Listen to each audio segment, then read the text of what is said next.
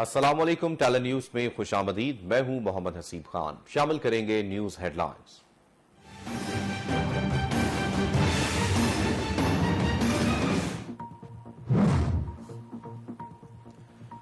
وزیر اعلیٰ پنجاب کا الیکشن کالعدم قرار دیا جائے۔ گورنر پنجاب عمر سرفراز چیمہ کی صدر مملکت سے استدعا۔ وزیر اعلیٰ پنجاب کے انتخاب سے متعلق تحفظات پر مبنی رپورٹ صدر مملکت کو موصول ہو گئی۔ وزیر اعلیٰ کا انتخاب آئین و قانون کے مطابق نہیں ہوا۔ ووٹنگ کا ریکارڈ ٹیمپرڈ ہے۔ پولیس کو رولز کے خلاف ایوان میں داخل کیا گیا۔ ارکان اسمبلی کو ووٹ دینے سے روکا گیا۔ ووٹنگ آئین کے سیکنڈ شیڈول کے منافی طریقہ کار اختیار کے خلاف کی گئی۔ گورنر پنجاب کی رپورٹ میں انکشاف۔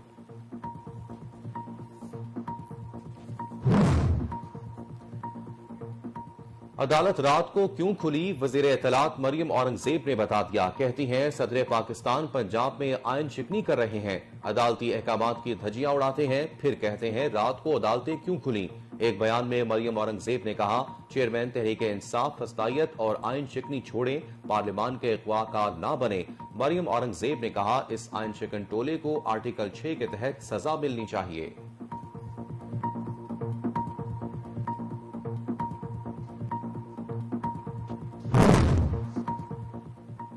محکمہ قانون پنجاب نے ایڈوکیٹ جنرل کو کام سے روک دیا۔ احمد اویس کسی عدالت میں پنجاب حکومت کی نمائندگی نہیں کر سکیں گے۔ گورنر کی ریٹ پٹیشن میں ایڈوکیٹ جنرل نے انتظامی امور کی خلاف ورزی کی۔ انتظامی معاملات کے کیسز میں حاضر نہ ہوں، محکمہ قانون کی طرف سے مراسلہ جاری۔ احمد اویس بھی ڈٹ گئے، کہا جب تک گورنر عہدے سے نہیں ہٹاتے کوئی کام سے نہیں روک سکتا۔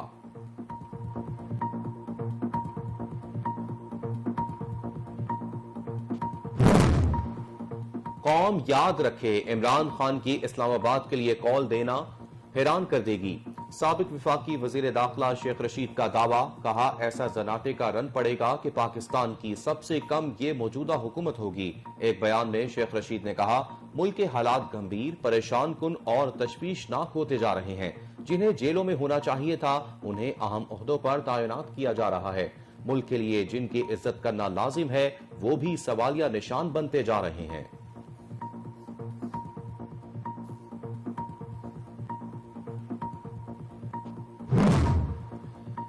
شریف فیملی کے نام ای سی ایل سے خارج۔ وزیر اعظم شہباز شریف، نواز شریف، مریم نواز اور حمزہ شہباز کے نام ایگزٹ کنٹرول لسٹ سے نکال دیے گئے۔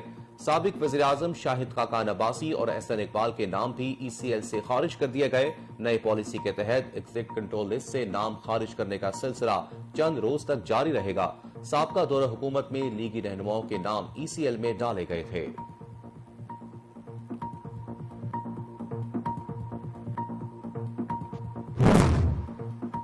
پاکستان کے خلاف کوئی بھی سازش کامیاب نہیں ہونے دیں گے۔ انٹیلیجنس ایجنسیاں دن رات سازشوں کے خلاف کام کر رہی ہیں۔ D G I S P R major general Babar Iftikhar کا واضح اعلان، کہا کسی نے پاکستان کی طرف میلی آنکھ سے دیکھا تو اس کی آنکھ نکال دیں گے۔ میجر جنرل بابر افتخار کا کہنا تھا، پاک فوج کی یہ ذمہ داری ہے کہ وہ ملک کی سالمیت کے خلاف سازشوں کا تدارک کرے۔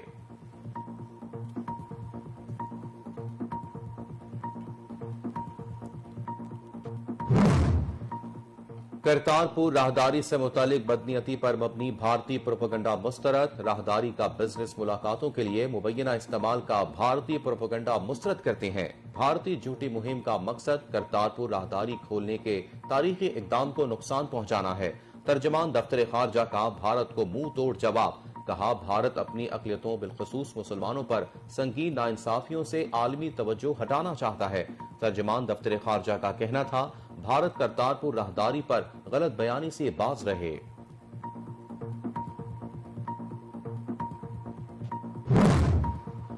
مسلم لیگ نون کی نائب صدر مریم نواز 26 اپریل کو ورکرز کنونشن سے خطاب کریں گی۔ ورکرز کنونشن لاہور کے علاقے دروغ والا میں ہوگا۔ ایم این اے روہیل اصغر کنونشن کے کنوینئر مقرر۔ کنونشن سے نومنتخب وزیر اعلیٰ پنجاب حمزہ شہباز بھی خطاب کریں گے۔ مرکزی قائدین بھی اجتماع میں شرکت کریں گے۔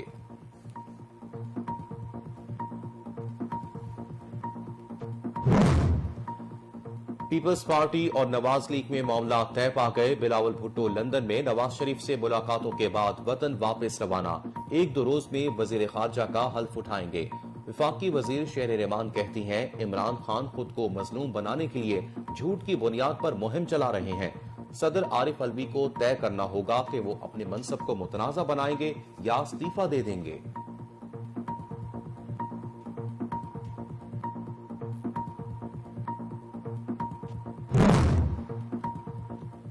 रियासत कश्मीर के दोनों एतराफ आज कश्मीरी यौम सयाह मनाएंगे। मोदी पैकेज के ऐलान से कश्मीरियों को ट्रैप करने की कोशिश करेगा। वजीर आजम आजाद कश्मीर सरदार तनवीर इलियास का बहादुर कश्मीरियों से यौम सयाह में भरपूर शिरकत की अपील। कहा, आजाद कश्मीर के तमाम शहरों में भारत के खिलाफ एहतजाज किया जाएगा। इस्लामाबाद में कश्मीरी शायर जमहूरियत पर एहतजाज करेंगे। वजीर आजम आजाद कश्मीर का कहना था, कश्मीरियों का मानना है हम पाकिस्तानी हैं, पाकिस्तान हमारा है। भारतीय एस्टेब्लिशमेंट और लीडरशिप को होश के नाखून लेने होंगे।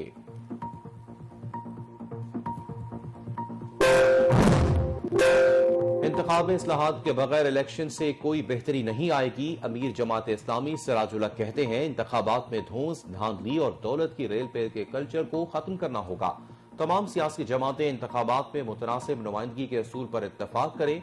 मीडिया से गुफ्तगू करते हुए कहा, ओवरसीज पाकिस्तानियों के लिए असम्बलियों में नशिस्तें मुख्तस की जाएं और तादाद की मुनासबत से उनके लिए हल्के तश्कील दिए जाएं।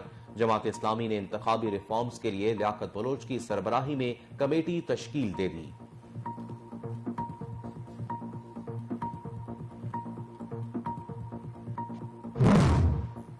लाहौर के इलाके कानूनों के बाजार में आतिशदगी, 2 दुकानदार झुलस कर जाम भाग। आग की जद में आकर 12 दुकानें और 3 मोटरसाइकिलें खाकिस्तर हो गईं। बाजार में बिजली के ट्रांसफार्मर में शॉर्ट सर्किट के बायस आग भड़क उठी, जिसने देखते ही देखते 12 दुकानों को अपनी लपेट में ले लिया। आतिशदगी के बायस दुकानदार असलम सईदी और उसका भतीजा सदीक झुलस कर जाम भाग हो गए। रेस्क्यू एहलकारों ने 3 घंटे की मेहनत के बाद आग पर काबू पाया।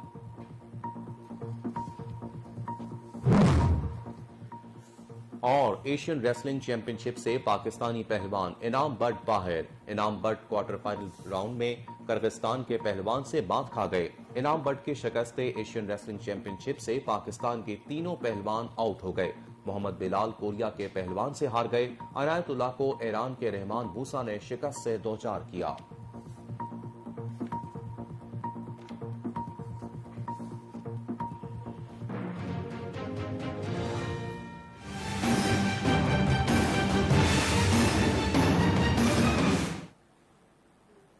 हेडलाइंस आप जान चुके। बुलेटिन का आगाज करें और आपको बताएं कि गवर्नर पंजाब उमर सरफराज चीमा की वज़ीर आला पंजाब के इंतखाब से मुतालिक तहफ़्फ़ुज़ात पर मबनी रिपोर्ट सदर मुमलिकत को मौसूल हो गई।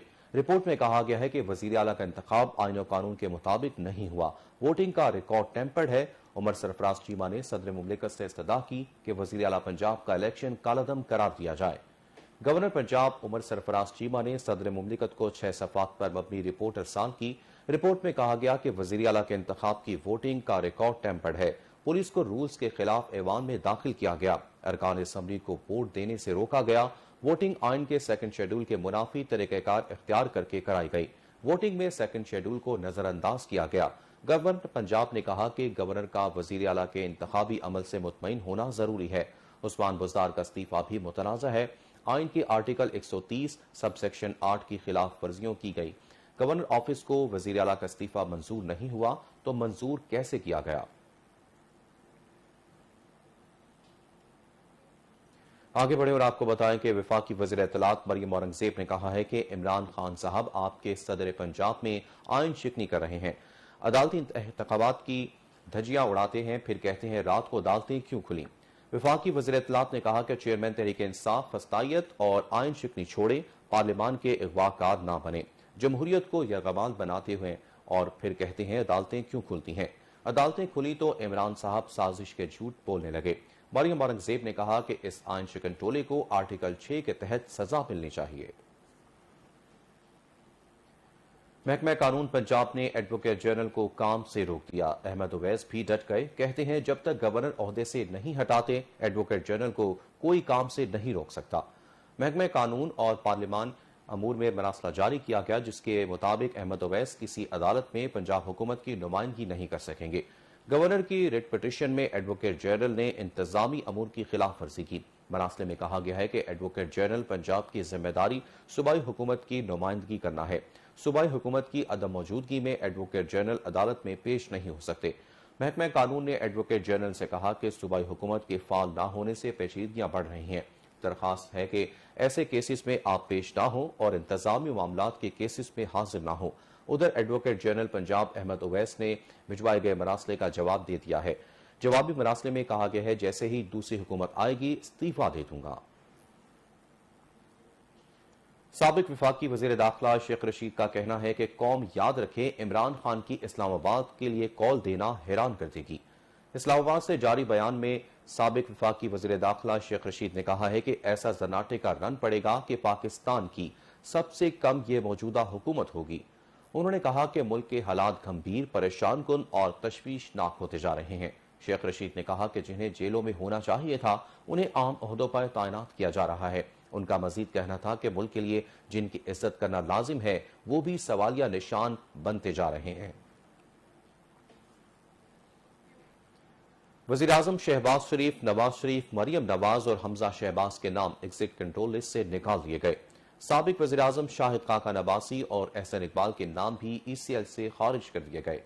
وزارت داخلہ کے مطابق نئی پالیسی کے تحت ایگزٹ کنٹرول لسٹ سے نام خارج کرنے کا یہ سلسلہ چند روز تک جاری رہے گا۔ ایسے کسی شخص کا نام ای سی ایل میں نہیں رہے گا جس کے خلاف 120 روز میں کوئی ثبوت سامنے نہ لایا جا سکے۔ واضح ہے کہ گزشتہ حکومت کی جانب سے مسلم لیگ نون کے صدر شہباز شریف، سابق وزیراعظم شاہد خاقان عباسی اور احسن اقبال کے نام ای سی ایل میں ڈالے گئے تھے۔ دوسری جانب D G I S P R major general Babar Iftikhar کا کہنا ہے کہ پاکستان کے انٹیلیجنس ایجنسیاں دن رات سازشوں کے خلاف کام کر رہی ہیں۔ اگر کسی نے پاکستان کے خلاف کوئی بھی سازش کرنے کی کوشش کی تو اسے کامیاب نہیں ہونے دیں گے۔ ایک بیان میں ترجمان پاک فوج میجر جنرل بابر افتخار نے کہا کہ کسی نے پاکستان کی طرف میلی آنکھ سے دیکھا تو اس کی آنکھ نکال دیں گے۔ D G I S P R کا کہنا تھا کہ پاکستان کی انٹیلیجنس ایجنسیاں اور ادارے بھرپور طریقے سے کام کر رہے ہیں۔ میجر جنرل بابر افتخار کا کہنا تھا کہ پاک فوج کی یہ ذمہ داری ہے کہ وہ ملک کی سالمیت کے خلاف کوئی سازش نہ ہونے دے اور اس کا تدارک کرے۔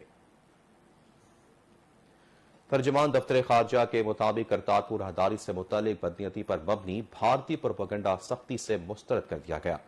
جاری کیے گئے ایک بیان میں ترجمان دفتر خارجہ نے کہا ہے کہ کرتارپور راہداری کا بزنس ملاقاتوں کے لیے مبینہ استعمال کا بھارتی پروپیگنڈا مسترد کرتے ہیں۔ یہ من گھڑت پروپیگنڈا بھارت کی دانستہ جھوٹی مہم کا حصہ ہے۔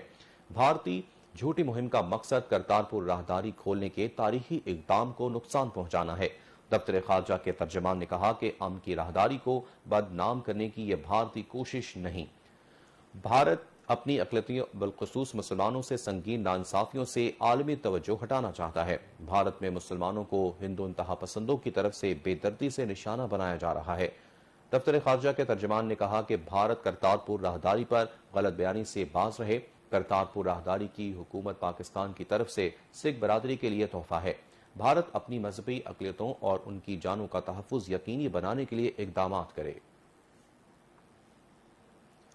مسلم لیگ نون کی نائب صدر مریم نواز 26 اپریل کو ورکرز کنونشن سے خطاب کریں گی۔ ترجمان مسلم لیگ نون پنجاب کے مطابق ورکرز کنونشن لاہور کے علاقے دروغلوالا میں ایم این اے روہیل اصغر کے آفس میں ہوگا۔ ورکرز کنونشن سے نو منتخب وزیر اعلیٰ پنجاب حمزہ شہباز بھی خطاب کریں گے۔